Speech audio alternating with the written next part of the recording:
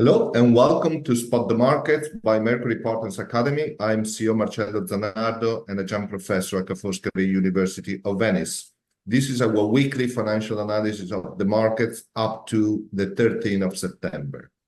If we look at that week, last week, it was a very good week for the equity markets, with the Dow Industrial up 2.6%, the S&P up by 4%, and the Nasdaq Composite up by 6%. So clearly one of the best weeks of the year. Looking at the winners and losers for the week, silver, S&P Information Technology, Consumer Discretionary, the Nasdaq were up by a significant 10%, over 10% for silver, and in the region of 5 to 7% for the names I mentioned. Also, the small cap index Russell 2000 was up by 4.3%. The loser for the week was Shanghai Composite, down by 2.2%. China keeps posting weak economic data, and also the Hang Seng. If we look at the big picture in asset classes since the beginning of the year, gold is up by 25%. The S&P 500 and Nasdaq are up by almost 18%, so they recovered ground, versus the World Equity Index up by 15%. And the losers year to date are Shanghai Index down by over 9%, and also crude oil, which is down by almost 3.5% since the beginning of the year. Looking at the global equity sector, it is interesting to see that communication services and global tech are up by almost 20% and 18%, but there is a sector rotation. Utilities and financials are now the third and the fourth best performing sector. If we look at the laggards, materials, energy, and consumer discretionary are up by a small amount, especially the first two, but are in slightly positive territory, clearly underperforming global tech and utilities. If we look at the stock for the week taken by the Wall Street Journal weekend edition, Boeing suffered, down by 3.7% as the labor union went on strike on Friday, holding productions.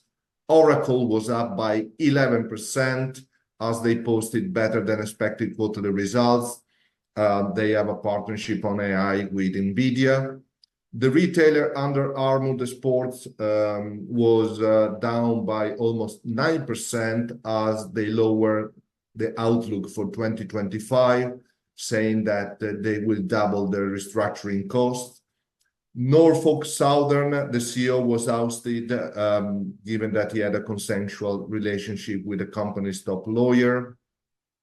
And Southwest Airlines, the chairman will step down, the executive chairman will step down next year as they face pressure from Elliott Investment Management to overhaul his leadership and business strategy. And on the banking sector, Ally Financials was down significantly by 18% as the bank's auto loans portfolio is bringing significant non-performing loans, and hence provisioning costs are significantly up.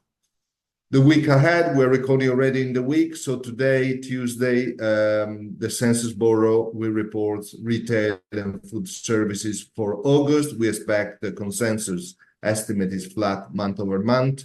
And then obviously all eyes are for the Fed. The Open Market Committee will announce its monetary policy decision tomorrow. There is a 50% chance of a 50 basis point cut or a 25 basis point cut. Is the first time they're going to cut rates since March 2020. So all eyes are clearly on these. And then on Thursday, the National Association of Realtors report existing home sales for August. I remind you to visit our website. We have internship opportunities. Go on mercurypartners.net and download the presentation. Follow our activities. We're launching new products next week.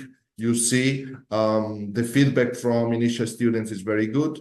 So bye-bye from Marcello Zanardo, Mercury Partners Academy. See you soon.